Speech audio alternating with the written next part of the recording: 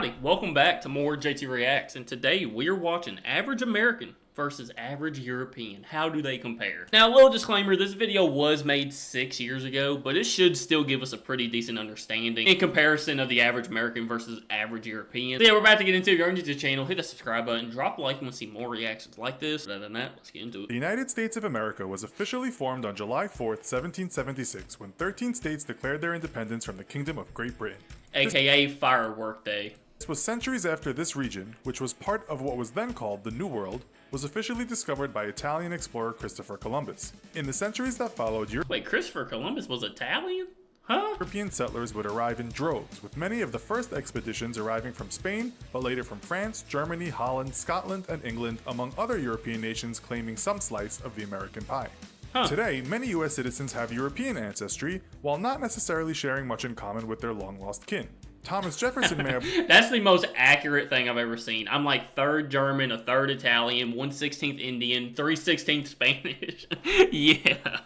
Dude, some people take that stuff serious too. Once famously written in the Declaration of Independence that all men are created equal, but we thought it would be fun to see how equal, in some respects at least, the modern US citizen is now with the modern EU citizen in this episode of the infographic show, The Average American versus the Average European. Why are they dressed like that? I'm pretty sure all Europeans don't dress like that. Versus the average European. Don't forget to subscribe and click the bell button so that you can be part of our notification squad.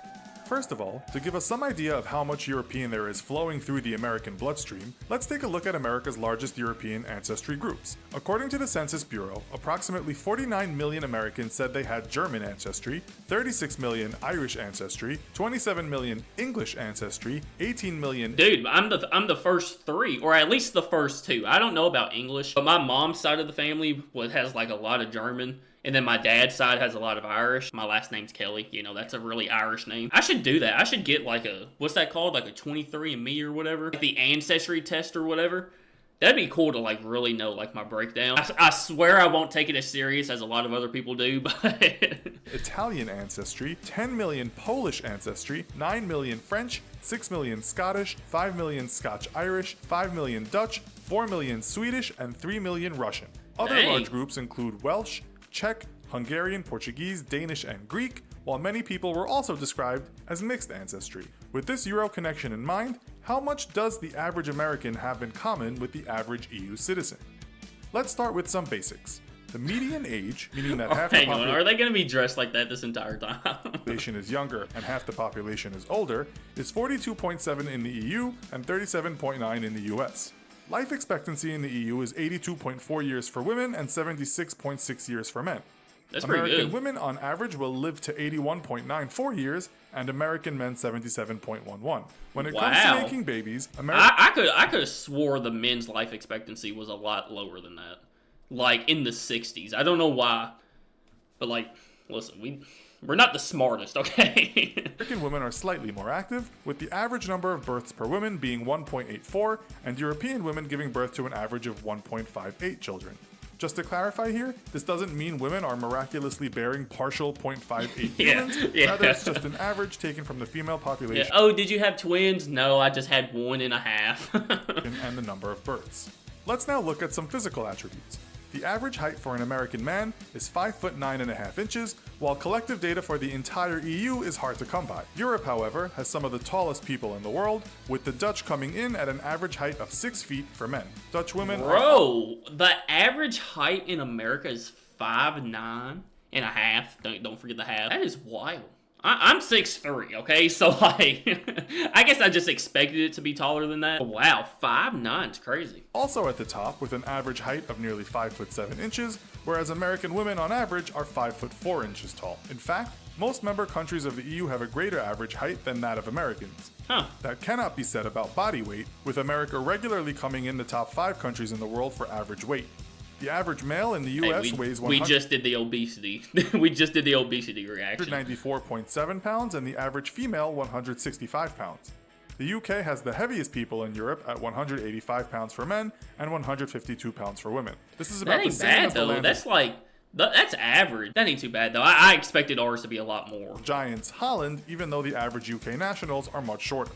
Now that we've looked at mortality and the body, let's delve into money matters. Americans are generally thought to be a hardworking bunch of people, culturally ambitious, and with a penchant for wanting to come first. This might be reflected by the fact that the USA has the most billionaires in the entire world at 565, one of whom, Microsoft's co-founder Bill Gates, being the richest of them all with a fortune of around $87 billion. By comparison, the EU... Bro, 80? Nobody should have that much money, to be honest. Like, why does he need that much money? ...was home to 489 billionaires, with the richest being Spanish business magnate Amancio Ortega, who is worth around $85.8 billion. But what about the average Joe among us? According to polls, the median gross wage for workers in the US per household was $43,585 per year, which is the 6th highest in the world. I'm about to say, that's some good money right there. The highest median gross wage in the world per household was Luxembourg at $52,493 per year, Dang! with 2 other EU nations also above the US in Sweden and Denmark. In terms of income tax paid, the US is below many EU member countries. The average income tax paid in the US is 22.7% of earnings, with the highest country in the world being EU member Belgium at a whopping 42.8%. 40? They take almost half your money. Goodness, that's what 22.7 feels like, though. Oh gosh, taxes just, bro. Why can't they just get their own money? You know, like, I worked for this. Why are you taking mine? But taxes suck, bro. Taxes are terrible. 8%. How does this affect the quality of life? Standard of living is a difficult thing to judge, and wherever you look, lists will differ. For example, the USA's gross national income, the spending power of the individual, is only behind the EU country of Luxembourg. Standard of living is another matter. Again, lists differ, but almost always the best standard of living top 10 countries is dominated by EU countries and other European nations, with Canada, New Zealand, and Australia also in the running. EU countries also ranked highly on the World Happiness Report 2017, with 5 EU member states being in front of 14th placed America.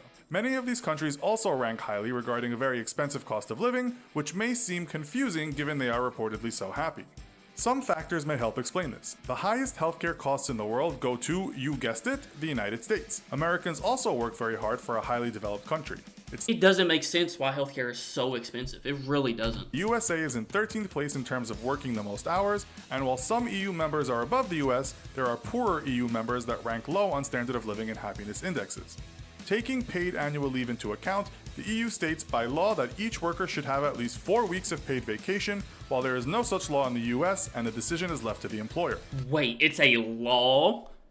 It's a law to get 4 weeks of paid vacation? Huh? 4 weeks of paid vacation, while there is no such law in the US and the decision is left to the employer. Wow. That is crazy.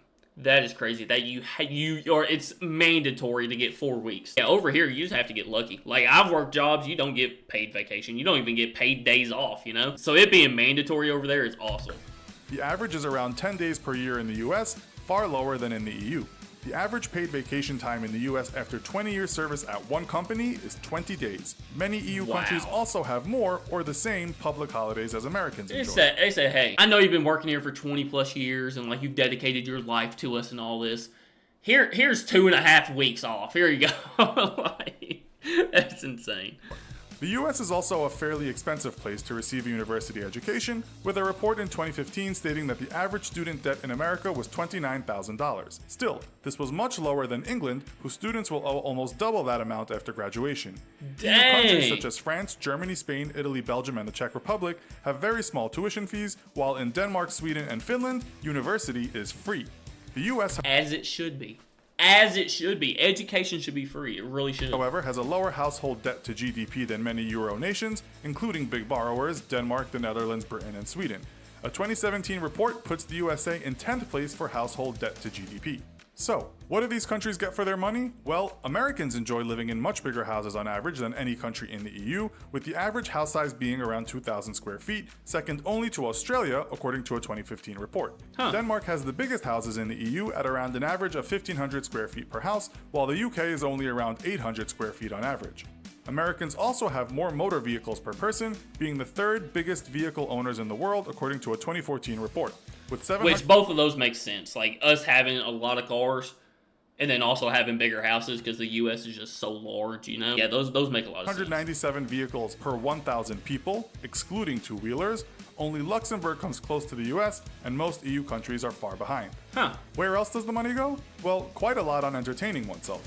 Whether drowning tears or living la vida loca, a lot of money earned is spent on alcohol. The Europeans are easily the world's most formidable drinkers, with Eastern Europe topping the charts of alcohol consumption per capita in the world, and almost all EU countries drinking more than the USA, except for Italy and Sweden. Dang. Eastern Europe is also the cheapest place to drink, with Slovakia and the Czech Republic selling beers at an average of $1.50 from bar to supermarket, compared to a US average of more than double that. Dude, $1.50 beer? Oh, goodness. I don't think it's possible because you would sell too many of them, you know? But I have never seen a beer under $3.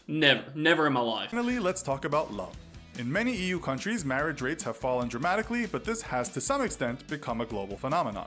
The average age of men and women in the US getting married is 29 and 27 respectively, which is considerably lower than just about all countries in the EU, whose couples often wait until well after 30. Huh. In the US in 2015, a report states that 6.8 per 1,000 people tied the knot, which was considerably higher than most European countries, with the EU average at 4.5 in 2015. The divorce rate that year in the EU was 2.0, almost half of the marriage rate.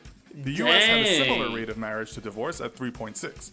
That is wild. Oh, out of everybody that gets married, pretty much half of them are going to get divorced.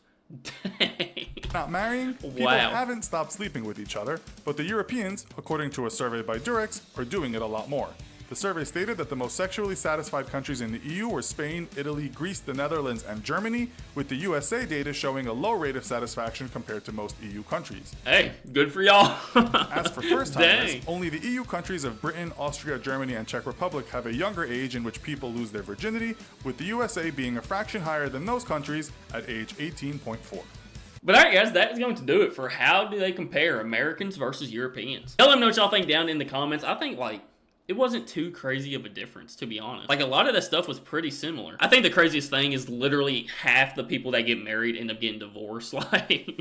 But y'all let me know what y'all think down in the comments. If y'all want to see more reactions like this, let me know by hitting that like button. I appreciate you guys so much, and I will see y'all tomorrow.